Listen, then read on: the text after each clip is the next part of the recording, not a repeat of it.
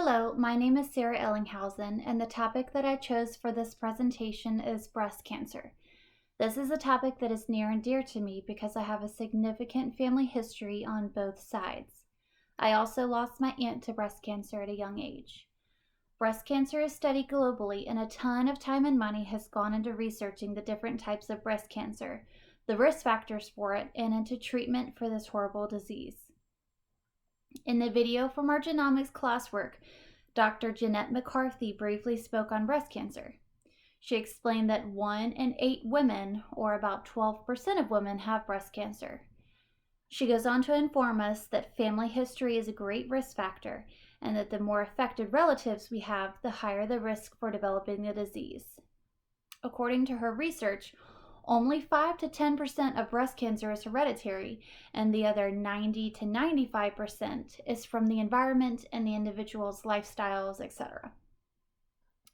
The first line detection for breast cancer is a manual breast exam. This procedure is simply feeling for lumps or other abnormalities in the breast and lymph nodes of the armpit. Any abnormality will get you a mammogram ordered. A mammogram has 2 steps: a screening mammogram and then a diagnostic mammogram if the abnormalities were noted in the screening portion. If that mammogram is irregular, an ultrasound will be the next step in the process, where high-frequency sound waves are used to detect cysts or tumors. A biopsy will be sent of any suspicious tissue, and then a CT or MRI will be the next diagnostic process. If cancer is confirmed, the patient will begin chemotherapy and/or radiation depending on the severity and stage of the cancer growth. In order to better treat the cancer, it must be staged, which involves blood work, bone scans, and PET scans. Breast cancer ranges from stage 0 to stage 4. Stage 0 means the cancer is contained in the milk ducts and very much treatable with a high recovery rate. Stage 4, however, is metastatic, meaning the cancer is spreading to other parts of the body and requiring a more invasive and aggressive treatment for a greater hope of survival.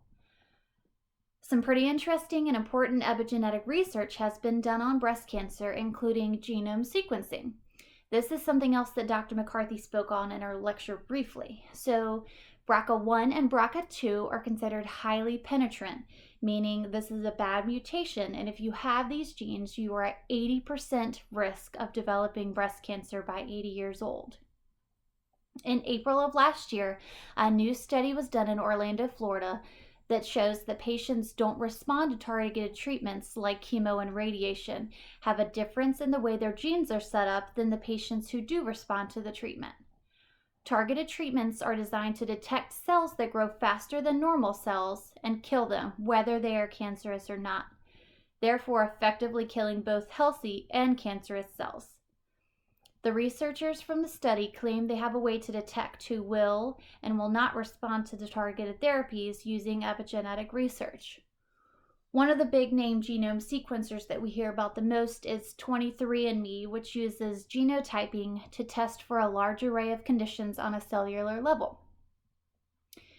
Advancements like precision medicine would open a whole new world of opportunities into breast cancer research and treatment. Individualizing medicine, especially in a complicated disease like cancer, would mean treatment will be tailored specifically for one individual's genes, therefore cutting down on treatment time, but also on recovery time. I believe the results would be outstanding.